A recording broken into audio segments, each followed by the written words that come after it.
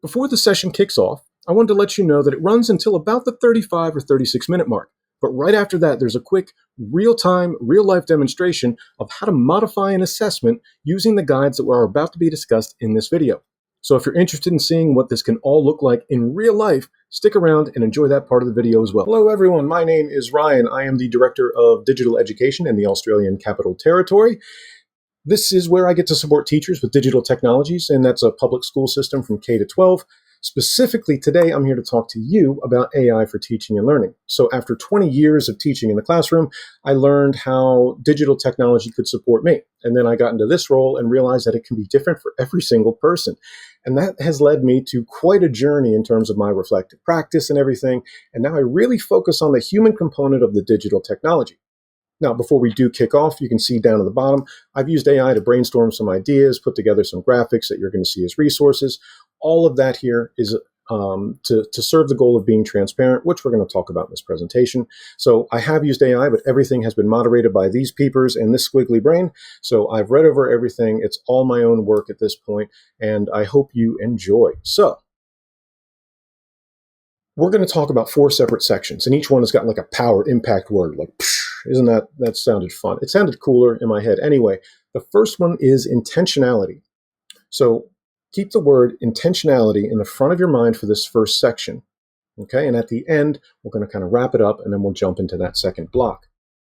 The point of all of these things is to help shift our thinking. There is so much time spent by teachers and those in education on trying to control things that we just cannot control.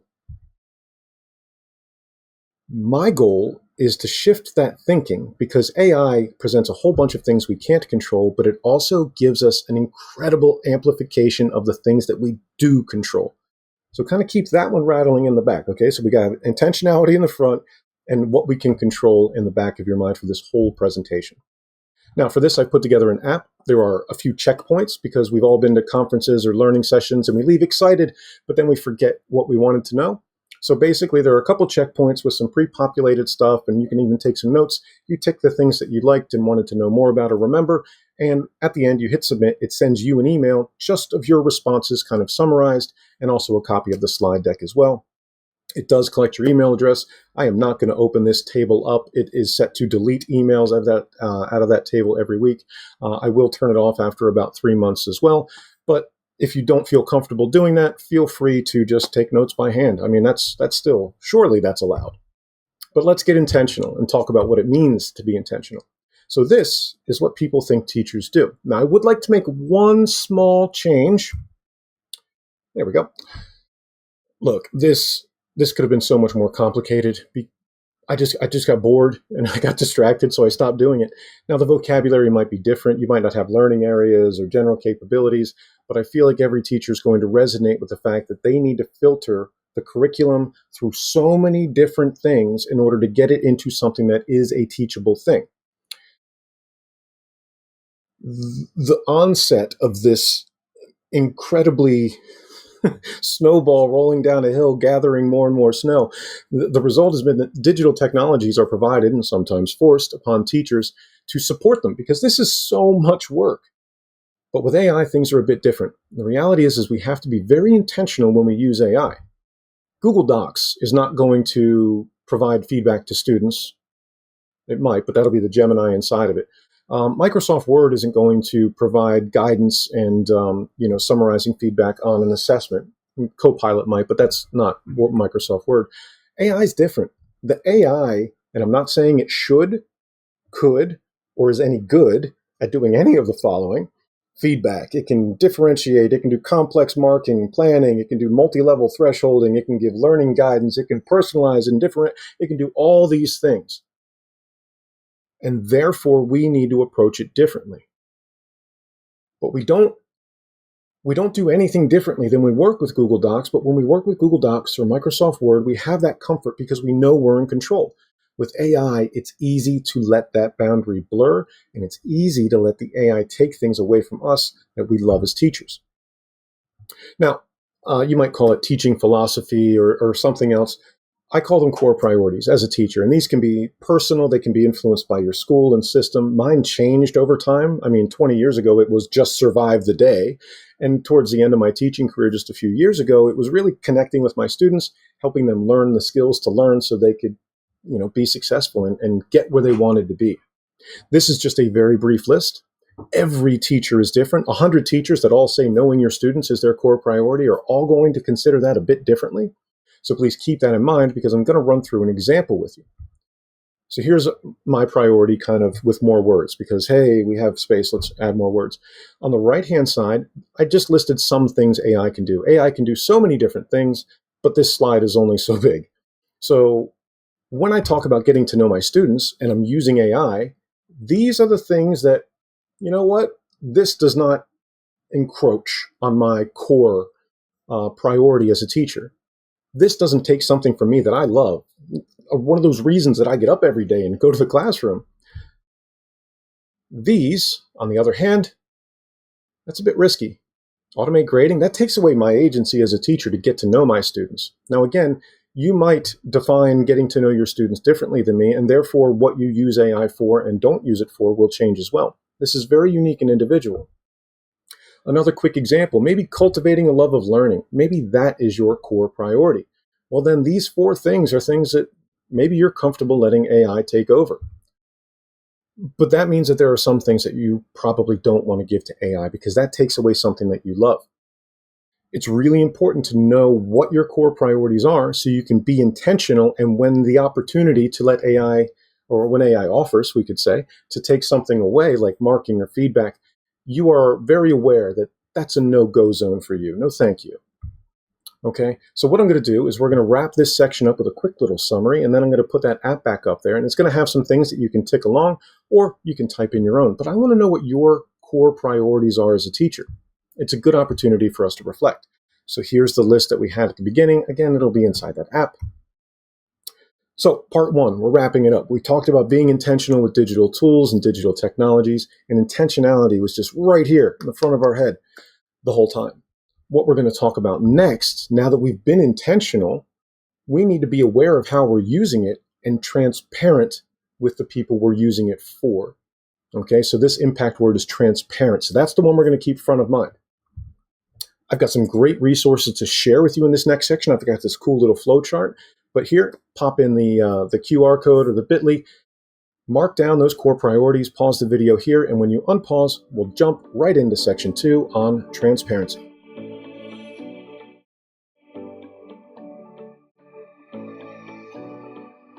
Okay, you've unpaused, so let's dig into part 2. This is on transparency. Now, you're going to see over there is a graphic. It is A3. It's in a PDF. It's available in the description. My brain really works well with pictures. Now, this is something I've created for my school system. It's Creative Commons, so feel free to use it, adapt it, whatever you need. Just don't claim it as your own and try to sell it. Thank you. So I'm going to start this off by a quick action research project, which I just Googled something, and then I just counted the amount of responses and what each one was directed toward. So I asked Google, how do kids learn to use AI? 34% of the links that were returned in that 5-page deep that I went, and 5 pages was plenty, I will be honest. 34% of those were directed at parents, and they were telling parents how students or how young people were using AI. 27%, same thing, directed at teachers instead of parents. 21% were kind of research and academic based. It was kind of nice to see all that research. And then 16% were they were kind of general audience about the state of AI and young people using it in general. I rounded up, and only about 4.5% of the responses were aimed directly at young people to be used by young people on how to use AI responsibly. This is not definitive research, but it did kind of confirm some of my concerns around the fact that I wasn't entirely sure who was teaching young people to use AI, and the dangers in not letting teachers be the ones to teach young people how to use AI. And I think it has to do with this teaching where versus teaching how quagmire we've gotten ourselves stuck into. Teaching where, I mean, you can use AI on newsletters. You can't. Maybe you have a total ban. Maybe there's image generation, or maybe there's no image generation. There's all these rules around where we can use AI. And young people are hearing these arguments and debates all the time. And they're necessary, absolutely. But I think we're also missing the opportunity to talk about teaching how. And what do I mean by teaching how? For teaching how, I mean, do we tell students that bias isn't a bad thing, that everyone has bias? I'll never know your exact life experience and perspective because I'm not you and you're not me. That doesn't mean that we're wrong or bad or evil.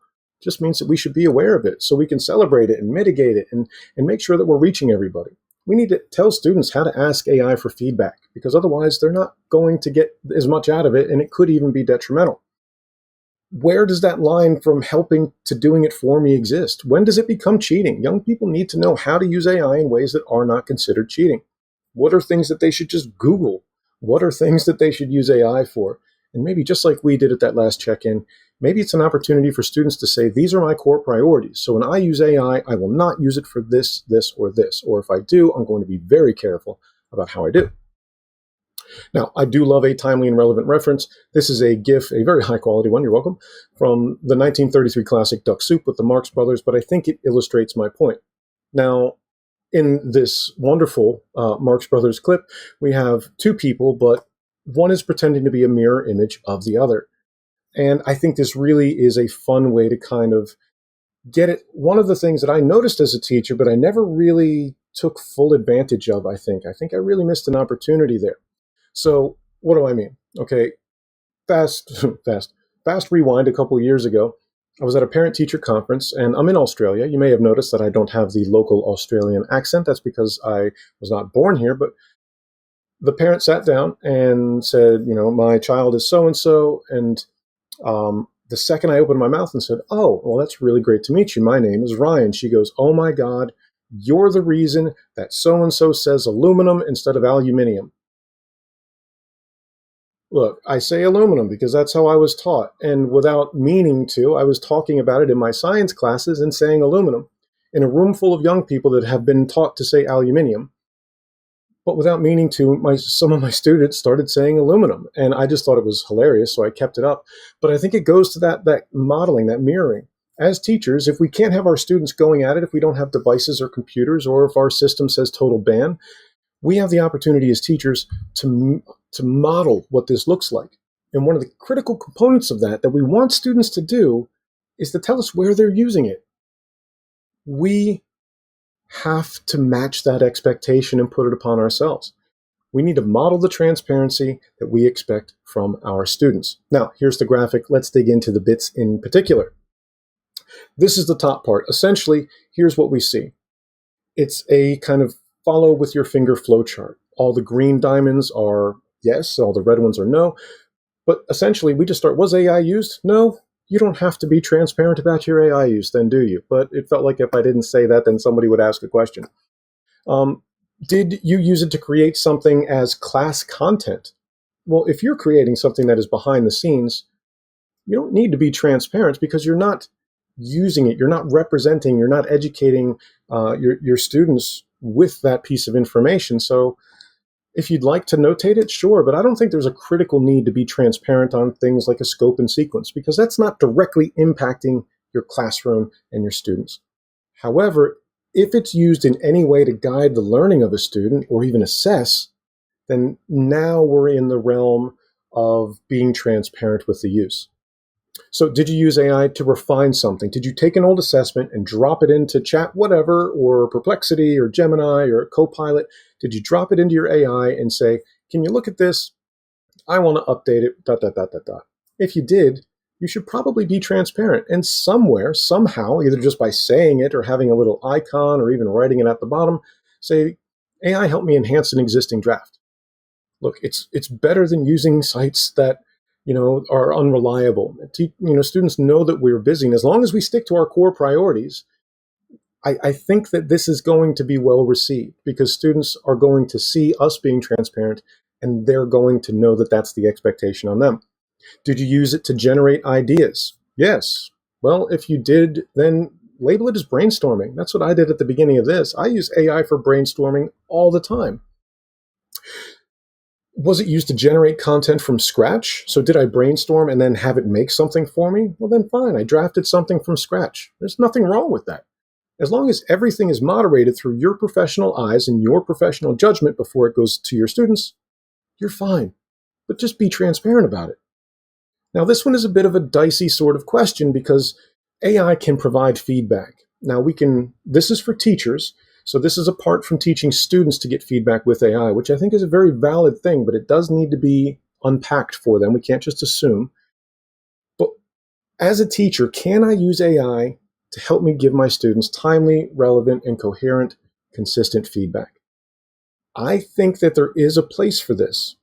Now, I was able to find in New South Wales, which is a state here in Australia, they describe feedback in one of two ways. It's either descriptive feedback or it's evaluative feedback. So evaluative feedback is your general guidance. These are things like comments, conveying information about between the teacher and the student. All of these things do not drive students to learn or to apply or to move in a different direction. They are just general comments. Descriptive feedback are things that directly address the learning and provide guidance on what students should do next. As a teacher, I am going to moderate and review both of these because you have to moderate and review everything that comes out of AI, because the second you give it to your students, you are now accountable. But if the feedback was descriptive and it's used to guide learning, don't use AI for that. That's a core priority for me, and I'm not willing to do that. However, if I've got a lot of feedback to leave, I can pump the definition of evaluative feedback into my large language model, my Gen AI, and say, this is what evaluative feedback is. Can you provide feedback on this? Of course, remembering to protect students' information and de-identifying. But it can provide feedback, and it can even direct your attention as a teacher who is tired after marking all day and all night and all weekend, direct your attention towards places where maybe you could apply a little more of that descriptive feedback that only teachers should leave. And also, if you leave feedback, you might want to adjust it for the audience. Maybe you want to make it sound more friendly, or like I'm very, very direct with my feedback, but it comes across as being too direct. So use AI and say, hey, could you soften this a little? Again, it's all moderated by you. Now, there's some notes down there at the bottom, but there's nothing unexpected. So there's our little teacher transparency flowchart. And that kind of wraps up this section on being transparent on how we use digital technologies. And it lines us up for the next section, which is being aware of misuse beyond just cheating. Okay, I've got another graphic for you that I'm really kind of proud of. So we're at the end of point 2, so let's check point number 2. You can pop open the app again, put in any notes, select some of the things there, and once you unpause this video, you're about to pause so you can do that, we'll start part 3.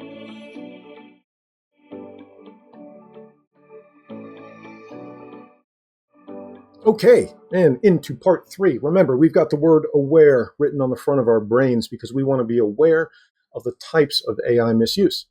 Same deal as last section. There is an A3 PDF in the description below.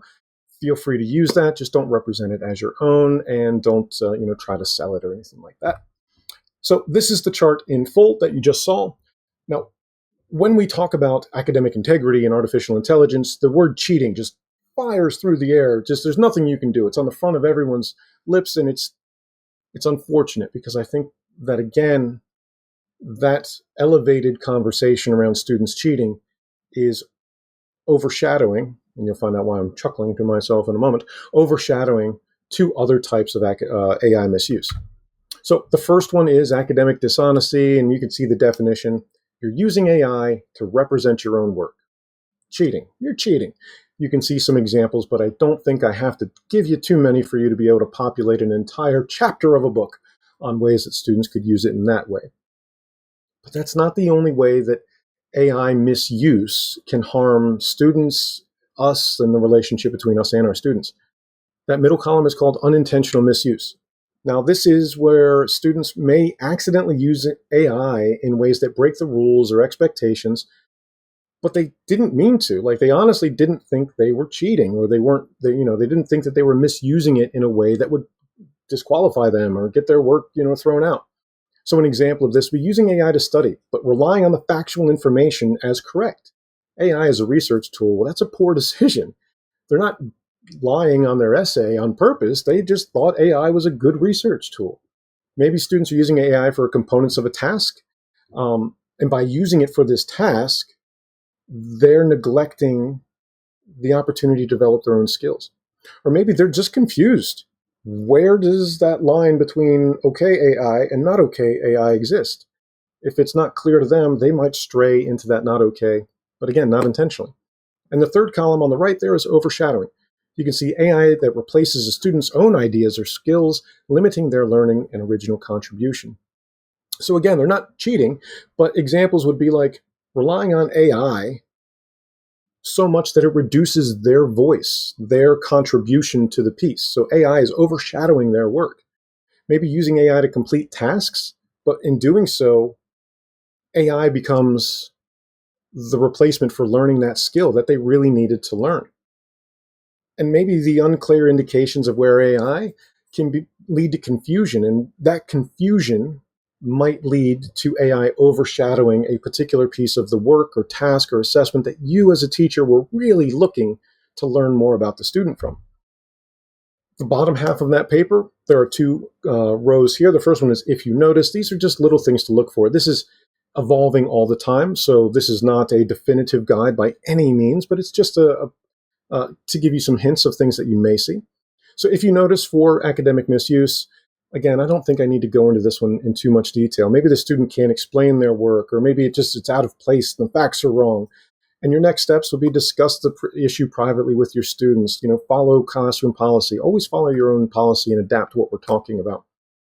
But in that middle column, this AI misuse is where maybe you'll start to see inconsistent quality or style. Maybe you're going to see sections, just little individual sections that are kind of out of place. They have fake citations and facts. Or maybe when you ask the student, hey, where'd you use AI? They're not really able to tell you, but they're not trying to lie to you. And if you do find this, maybe you could provide feedback. Be more clear about your expectations and check in with that student to make sure they understand. Maybe you could offer a chance to redo the task. Oh, gosh, I'm so sorry. I didn't mean to do that. I didn't mean to cheat. Okay, no problem. Let's try this now. And then for the last one, for AI overshadowing, you may notice that there is a very bland or lack of perspective. The responses are formulaic and they follow, they seem very generic, and they're lacking what you know about that student. Maybe the final product is just provided without a process or reasoning, and that's because they used the AI to brainstorm a process, and now they haven't made one because the AI did it. So what can we do if we do that? If we find that AI is overshadowing our students' work, we can encourage students to reflect on their own learning, be more clear about where that AI use is okay and not okay, and we can adjust future tasks. If we notice AI is overshadowing certain things, we can pull that back out of our assessments. Or if we find out that maybe there's room for improvement, we could put it back in, but with much more guidance. Okay, there's things we can do. We have control over a lot of things. We have to move from that things we don't control to the things we do control. Okay, so this one we had aware written across the front of our brains. Be aware of misuse beyond just cheating. And in the last section, we're going to talk about being explicit, and we're going to celebrate the humanness. Okay, but before we do, you're never going to guess what's next. Oh my goodness, it's checkpoint number 3. If you have any notes, if you want to tick off a couple of the pre-created boxes in the app, feel free to do that. Again, at the end, you'll get an email with all the stuff you wanted to know as a little reminder. When you pause the video, you can do all that. And when you unpause it, we'll kick off the very last part of this, which is about being explicit.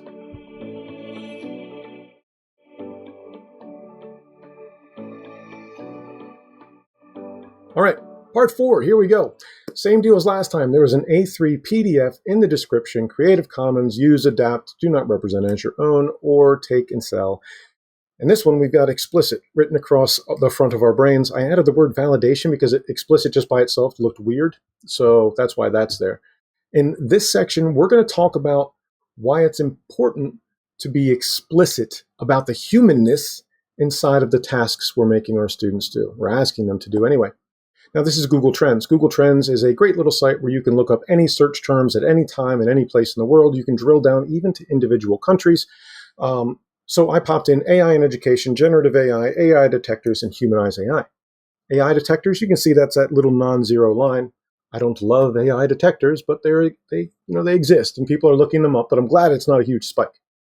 The second line, that's the blue one. That stands for AI in education. It's good. People haven't forgotten that teachers are left holding the ball here now that everybody's done getting their clicks and engagement and screaming. They know that we're here, and that's good. And then that red line, that's generative AI. Well, you expect it to be higher. And then out of nowhere, the dark horse weaving its way through the pack to take the win is something called Humanize AI. Humanize AI was the first really worldwide powerhouse AI. It's open source, which means anybody could use it for free, with a singular purpose of making sure that AI detection and humans could not detect if a particular piece of writing or work was created by AI. If you want to consider it an arms race between AI detectors and AI in general, it was over before the starting gun even went off. AI detectors are never, ever going to be able to be as reliable as I think they need to be to replace human judgment. But that puts us in a bit of a pickle. I am now of an age where I have to explain this picture. Now, this is a movie from my childhood. It's called Weekend at Bernie's. There is a plot, I promise you. Does it make sense? The short of it is these two young gentlemen in the picture are invited to their boss's house in the Hamptons for the weekend. He is unfortunately dead. I don't want to spoil it for you, but they, for various reasons, have to kind of pretend that he's alive. So these two people take Bernie, poor dead Bernie, around, and there are a series of misadventures. Kind of feels like we in education sometimes have been doing the same thing with assessment integrity, not academic integrity, assessment integrity, take-home tasks, tasks where we give students computers and we say, hey, go research this, giving them the internet in free reign. Some of those were in our control, some weren't, but we're now in a position where AI and things like Humanize AI put us in such a disadvantage that we have to really move from what we can't control to what we can, because what we can't control is growing, but what we can control is very strong, and we should have faith in it and use it and rely on it. So what do I mean by all that? There's good news. 10 years ago, if I was delivering professional learning, I would have said things like, research says that chunking your assignments and making them multimodal and valuing process over product and personalizing the context to your unique situations and students, that would have been my advice 10 years ago to teachers on making high quality, authentic assessments. It's the same presentation today. Even with AI and all the screaming and yelling, this is still the good stuff. And I also find that this is the stuff that as a teacher, I wished I had more time to do, but I was always caught up with other things. Well, where does that leave us? It leaves us with inserting something called a validation task. Now, a validation task is essentially just a pulse check. By inserting multiple validation checks throughout the course of an assignment, you're valuing process, you're checking that the student's work is consistent and coherent over time, you have opportunities to make it much more multimodal, and you can personalize it as well. All of these validation checks combined will never stop the possibility of cheating, because you just can't. It's always going to be a thing, cops and robbers. But it makes your tasks more engaging, more interesting. It makes it tougher. All of these things together combine to make an assessment that is a bit more resistant to students' misuse of AI, intentionally or unintentionally. So here is a chart. I just kind of popped in the top, but the next slide is going to focus on the box. It is a 4-square quadrant. Looks like that. At the top are process-based tasks. On the bottom are product-focused tasks. On the right-hand side are student-centered things. And on the left-hand side are teacher-centered. And that leaves me with 4 distinct quadrants. Process and teacher-centered are my guided exploration. Process and student-centered are my independent inquiry. Then we have creative expression, which is student-centered and product. And then on the bottom left, we have directed mastery, which is teacher-centered and product-focused. So the bottom of the chart has a couple icon explanations, because if you notice, each one of these tasks has one of, I believe there's 5 different icons. 1, 2, 3, 4. That was pretty close, though. So each one of these icons kind of gives a brief kind of blast of what that might look like. What might this validation task be? Or which one of these is supported by these tasks? So here's the chart in general, but we're going to drill down to each one of those boxes uniquely. And I'm going to give you some examples, because it would be a real bummer if I didn't. So top left, we have guided exploration. These are process tasks that are teacher-centered. And you can see the 4 in that box, but I've got 2 examples. Maybe students create a slide, just one slide, that has a step-by-step process outlined, and they just go through it to the class. And then you, or maybe the class, they pick any two non-consecutive steps. They discuss how they're connected. Now, this could be done in 5 minutes per student. If you wanted, they could record it. They could write it down by hand. This can be done in minutes, and it gives you a snapshot, a real quick pulse check to make sure that that student is aware of the connectedness of this project. If it's an essay or if it's a dance routine, all of these things work within this framework. The second one there says open a Google Vid. We work in a Google ecosystem here. If you have an equivalent, use that. You have 5 minutes. Give me a 3-minute story that tells me about how you brainstormed for this project or this essay or this paper or this table design for your woodworking class. Be sure to explain how the decisions you made affected the final product. Include at least 3 links. Now, I can't give you every single iteration of this, but if you're a primary teacher or early years or your students have devices or don't, these are just designed to get you thinking. You're going to be the ultimate arbiter of what is useful. What if we have student-centered but process-focused? Well, maybe students keep a handwritten journal of their research process, and then at the end, they turn that individual thing into a 5-question slide deck. There you go. There's a real quick heartbeat. That doesn't have to be anything major. It doesn't have to be anything good, but they just keep a journal as they go. Maybe before starting a process, students outline their steps. They share those steps with a classmate, and then they have to justify when the classmate says, have you thought of this, this, and this? They have to justify at the end why they did or didn't use that feedback, which means that their original process is connected to their final product, and they have to justify why things have happened in between. In our bottom left, teacher-centered product focused, you have 10 minutes to solve any 2 of the 4 math questions. Love a little bit of student agency. Posted in Google Classrooms as a Google Vids template. Does a bunch of words. Basically, record yourself solving 2 of these math problems. You don't need to use all 10 minutes. It's formative, so we don't even need to mark this. This is just for me to get eyes on this project. You talk through your process. So while you're solving that math problem, talk me through it. Narrate this process. Tell me what you learned. You don't have to be right. I want to know what you're thinking. And then finally, we have the bottom right-hand box, which is our creative expression. None of these are better or worse than the others, by the way. These are all useful. Choose a current news article from the list. Give them a list. By the end of class, you're going to develop a set of 5 slides that show how the concepts you cited in your project apply to the real-world situation described in that article. So now we're asking students to take their work and connect it to AI. If the AI did the work, they're going to be very challenged to do that. And then maybe the other one. In today's class, you're going to present your current project state to a classmate for 3 minutes. Think of that. That's 3 minutes at the beginning of your class where you have admin time to mark roll and things. They'll give you feedback for 2 minutes. And then you're just going to either record or write or even just all walk around and you can tell me a 2-minute, maybe even a 1-minute reflection on the feedback you received. Does it make sense? Does it not? I'd love to know about it. Now, individually, none of these are going to solve your problem. But when you combine them and you're explicit about this with your students, you're telling them this is why I'm doing this. They're now in a position where they have to consistently connect things in a project or a paper or a dance routine I said before, or a scientific experiment or a practical report or their metalworking project. You're being explicit about the fact that you need to know that they are the ones doing the work because you value the humanness in their work. This isn't to catch them cheating. Can't control, can control. This is to value the humanness. This is to value their skills, their voice, and their thoughts and their opinions. Okay?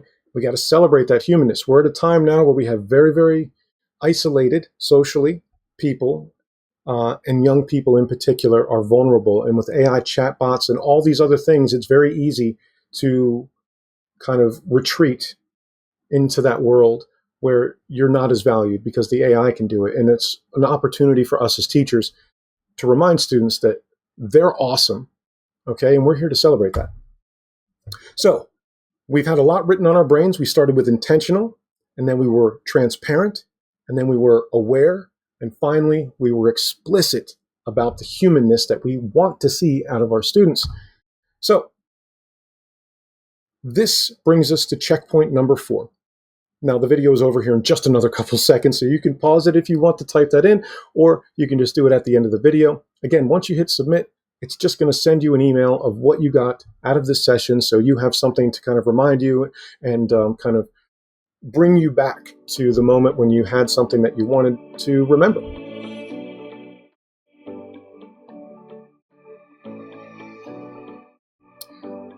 And this whole time, I hope you've been able to kind of see the connection between moving away from those things that we just can't control and putting ourselves in a position to use AI perhaps to help us develop these validation tasks, to come up with a schedule. We can control how we use AI to make our assessments and assignments and lessons more engaging and multimodal and all those things. We can control that. Okay, here we go. Let's wrap it up. All together. You don't have to, but maybe it's not a bad idea just to say it to yourself, perhaps. When I use AI, I am intentional in how I use it. I am transparent to those I teach. I am aware of the risks, and I am explicit in celebrating the humanness. All right. Thank you all so very much for your time. I hope this was valuable. If you have any questions or comments or anything like that, feel free to reach out. But take care of yourself. I wish you all the best of luck, and celebrate being human. It's important. Take care, everybody.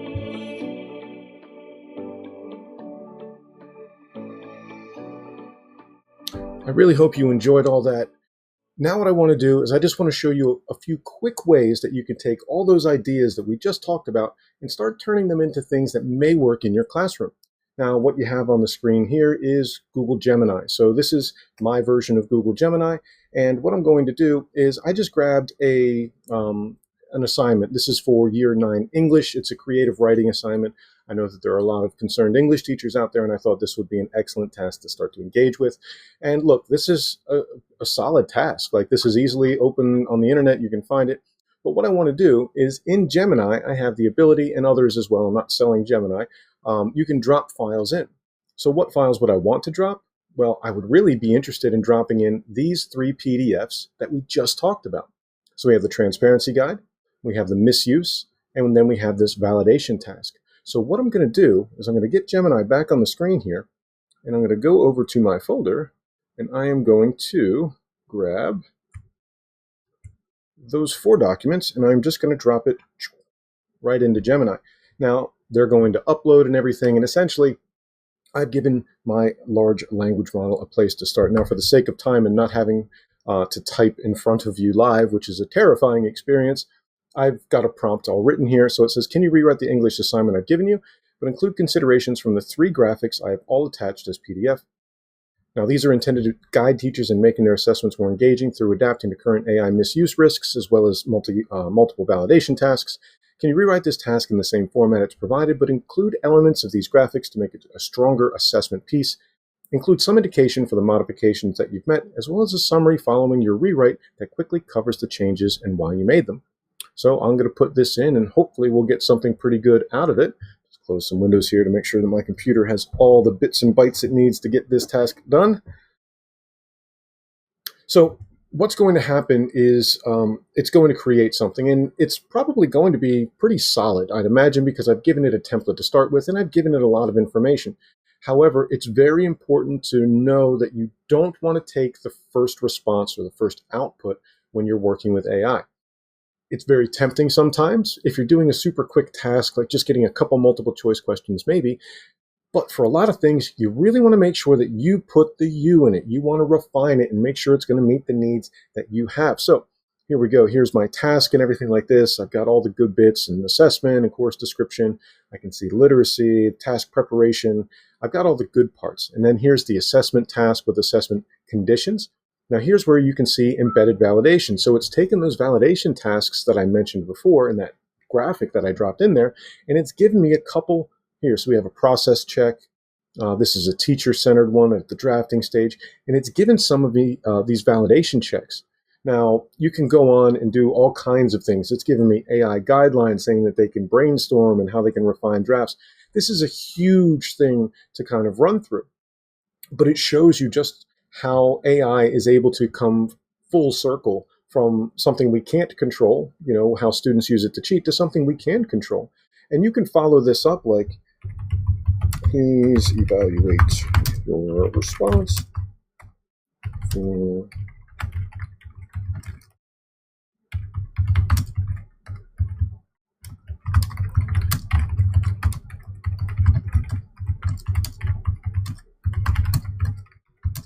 Now, everyone talks to AI differently, but if you're worried about, AI and bias, then use AI to help you mitigate some bias and tell it to tell you where it did that. If you want to increase diversity in your lesson plans, then say to AI, hey, can you help me increase cultural diversity?